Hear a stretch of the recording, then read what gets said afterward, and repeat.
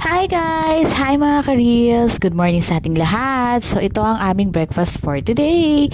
Una, meron kaming tilang chicken at saka barbecue. So ininit na rin namin, sinama na rin namin sa agahan. And then, meron kaming spam and meron kaming hotdog para sa mga bagets. Yan. So iniinit namin yan. Kasi sayang naman, di ba? May natira. So kakainin na rin namin. And then, itong aming hotdog and spam, ito talaga ang aming ulam.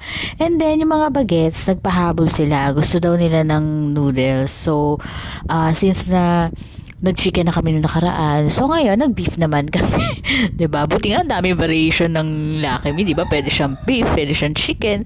So, yan. Hindi ko na napakita yung pagluto kasi medyo late kasi siya. So, video ko na lang is yung yung binili namin. So, kung meron kayo suggestion, comment nila below. Follow me, guys! Pwede ako mag-tap na stars. Good morning!